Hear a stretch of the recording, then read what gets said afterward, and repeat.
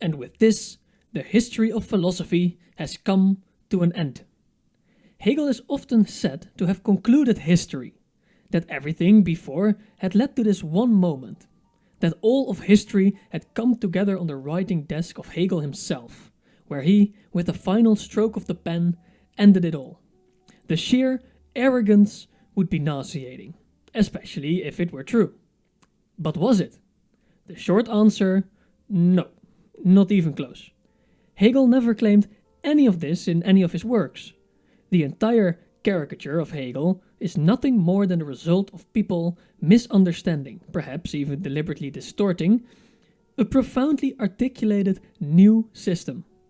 Hegel did not, in any sense, believe that history had really ended, nor that all of history culminated at his writing desk.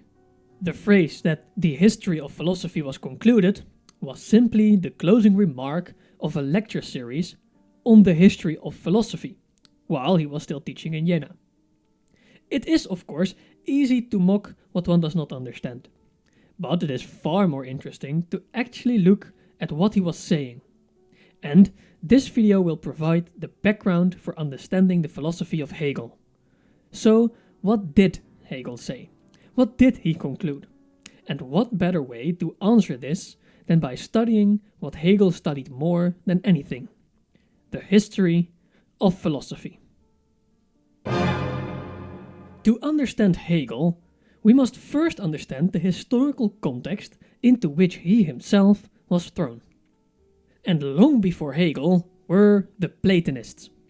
They studied the relationship between the subject and the object and concluded that it is the object, not the subject, that connects to an ideal realm of forms. A triangle, we see, is never the perfect triangle. It is merely a shadow, an imperfect reflection of the true ideal form of a triangle. But then the empiricists arrived, like Hume among others, dismissing this as unnecessary mysticism. For them, there was no need for an invisible world of forms. It is the object itself that tells us what it is. If an apple is red, then the redness is in the apple. We see it, we know it, there is no deeper question. Knowledge, in this view, is immediate. But Kant destroys this certainty. For how do we even see the object in the first place? Yes, through our senses. And if knowledge is always mediated by our senses, then it is never purely immediate. But Kant goes further. Not only do we not have direct access to the object, but we can never truly know them in themselves. All we have is a manifold of representations. The way the object appears to us, its shape, its texture, its smell, but the synthesizing of these representations into concepts, that is not done by the object. It is done by the subject. But how? This is the central question of Kant's critique of pure reason. How are synthetic a priori judgments possible? For example, 4 plus 4 equals 8. There is nothing in the symbols themselves that tell us that 4 plus 4 must equal 8. The synthesizing is not in the object itself, it is in us. So, for Kant, there is a clear distinction between subject and object, between subject and the thing in itself, or, as he calls it, the noumenal realm. Our representations of this noumenal reality are first structured by our intuitions of space and time, and then they are synthesized in our minds using the categories of the understanding. This was the Kantian revolution. But then comes Fichte. Fichte praises Kant's insight into the importance of the subject. But he notices a crucial problem. How can something cause our representations, but remain outside the very categories, such as causality, through which we understand the world? If the thing in itself is truly unknowable, then we cannot say anything about it, not even that it exists. And if we can say something about it, then it has already entered into our knowledge, meaning it is no longer truly unknowable. For Fichte, this is an unacceptable paradox. Philosophy must be a science, a system built on certainty. But that means we need to start with something absolutely self-evident, something that does not rely on anything deeper. And this is, according to Fichte, the self-positing of the I, the subject itself. Even if everything else is false, I know that I am self-conscious. I can state A equals A, for example. And even if this turns out to be false, even if A is an impossibility in itself, it is still true for me as a subject. And thus we start with the certainty that I am I. This is the foundation on which Fichte builds his system. From here, he unfolds his philosophy dialectically. The I posits itself. I am I. But in doing so, it immediately encounters a limit. For there to be an I, there must also be something that is not I. The subject and object are not simply given to us, nor are they two separate entities. They emerge through reciprocal action. The dialectical process between the self and what it encounters, its limits, the anstos. And from this he concludes, no I, no you, no I. There is no subject without an object, and no object without a subject. But not everyone was convinced, because then comes Goethe. Goethe looks at Fichte's philosophy and responds, I am not inclined to say I am I, but rather I am everything that surrounds me. And the more I become this all, the more I become myself. For Goethe, a poet and an artist, Fichte's abstract logic is too rigid, too detached from the living world. Goethe does not study thought, he studies nature, more precisely plants. Using what he calls delicate empiricism, he noticed something revolutionary. It is not the separate stages that matter, but the transitions between them.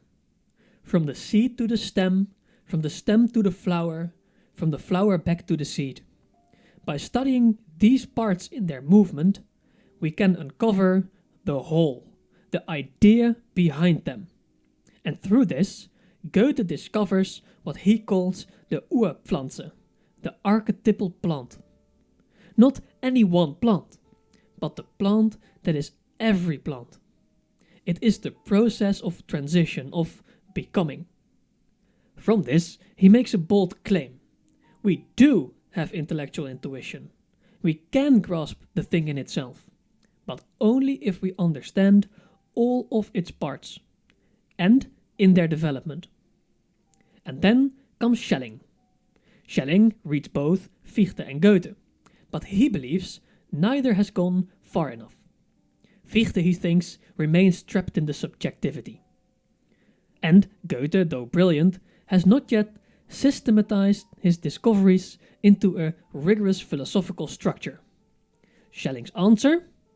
A philosophy of nature. He takes Goethe's vision of organic development and fuses it with Fichte's reciprocal determination. Nature is not something separate from mind. It is mind in its unconscious form. The same self-organizing process that Goethe saw in plants. Nature and spirit are not opposites. They are two expressions of the same underlying absolute.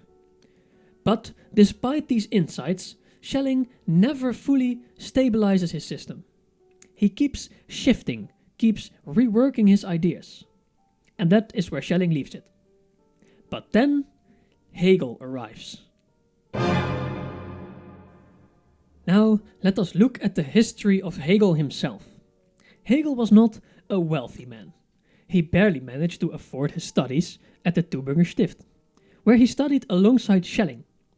By that time, Schelling had already gained popularity. Hegel was still working as a private tutor in Bern and Frankfurt, far removed from the academic world. But when his father died, leaving him with some inheritance, Hegel saw an opportunity. He left tutoring behind and set out to become an academic. And in 1801 he arrived in Jena, where Schelling was already working and whom he worked closely together with. He even joined Schelling in editing the Critical Journal of Philosophy, where they argued that philosophy must begin from the absolute, rather than from the limitations of subjective experience, as Kant and Fichte had done. Yet, despite their shared vision, an intellectual tension was growing beneath the surface. Even in these early years, Hegel was beginning to feel dissatisfied with the static nature of Schelling's system. However, he did not yet have an alternative. Like many young philosophers, he set out to write a grand philosophic work, even as early as 1802. This early project was titled Logic and Metaphysics, a book meant to provide a rigorous logical foundation for all of philosophy. But something happened that changed everything, and Hegel never finished this book. His philosophy began to shift radically. So, what happened? In May 1803, Schelling, the one person with whom Hegel had been most intellectually aligned, left Jena for a position in Würzburg. Left without his closest philosophical ally, Hegel turned elsewhere for intellectual companionship. And in doing so, he was drawn into the intellectual world of Johann Wolfgang von Goethe, who was already famous by that time for his literary work, and already working at Jena for a long time. Through a mutual friend, Hegel deepened his connection with him, becoming increasingly involved with his scientific and philosophical discussions, particularly those concerned with nature, and Goethe's botanical garden at the university. Goethe, unlike the systematic philosophers, did not view reality as a fixed structure to be deduced from first principles, like we saw in the previous section. Instead, he saw it as an organism in constant transformation. This idea of continuous transformation rather than a fixed unity began to resonate with Hegel. The more Hegel engaged with Goethe's conception of organic transformation, the more he saw its relevance for philosophy itself. He began to sense that theories must not just state truth, they must unfold, develop, and transform just like nature itself. Hegel now realized this as a fundamental problem with the systems of Kant, Fichte, and Schelling. And in 1805, this realization took a more explicit form. Hegel began lecturing on the history of philosophy. And in those lectures, he made a profound observation. We can condense the central claim of these lectures into the single concept development. Once this idea has become clear to us, everything else will follow on its own. But how to formulate this? Goethe had given Hegel the framework, but it was not enough. Now Hegel needed a mechanism, a way to understand how this transformation occurs, how we become conscious. And he found it in an unexpected place: Fichte. At first, Hegel had distanced himself from Fichte's Wissenschaftslehre, his science of knowledge. He had seen it as too centered on the eye, too locked in subjectivity. But now, through the lens of Goethe's organic development, Hegel began to reread Fichte. Fichte had already discovered a method of movement within thought itself. His dialectical structure, thesis, antithesis, and synthesis, showing how one concept necessarily generated its opposite, which was then resolved into a higher unity. This realization led him to a profound reassessment of Fichte's achievements. In a notebook from this period, Hegel wrote, "It is only since the history of consciousness that we know what we have in these abstractions, by way of the concept, Fichte's achievement." Fichte had unknowingly revealed something far greater than he actually realized. What he had applied to self-consciousness, Hegel now saw as an universal law of development. Reality is not just becoming, it is dialectical. The tension between opposites is not a flaw, it is the very engine of development. And so, in 1806, in the shadow of Napoleon marching through Jena, Hegel wrote the work that would change philosophy forever, the Phenomenology of Spirit. Now, do you see what we have just done? What you as a viewer just did? We moved from Hume to Kant to Fichte, each philosopher running into contradictions, each system forcing the next to emerge. When we followed Hegel himself through his early influences, through the tensions he faced, until his thought was forced to grow beyond them. And now we see Hegel not just as a thinker in history, but as someone whose philosophy emerged from the very movement of history itself. It is just like the transitions between the parts of the plant. We have been following the unfolding of thought and reality at the same time, by studying the transitions between the parts. And this is Hegel's dialectic in action. Start with a concept, the most immediate concept. Let it develop until it reaches a contradiction. Watch as it sublates. Not erased, but transformed into something higher. This is Aufhebung, Hegel's key term, meaning both negation and preservation. The first I is not the same as the new I. Remember the video on subjectivity of Lacan, where the subject is split between the subject and the representation, the signifier and the signified, being and thinking. By studying the transitions between stages, as Goethe had studied the metamorphosis of plants, we can understand the whole, the idea behind them, the absolute. This is what Hegel believed he had demonstrated, that thought and reality, object and subject, are not separate, but one and the same process of unfolding. It is spirit knowing itself as spirit. And the goal is spirit knowing itself as spirit. This is the completion of its journey.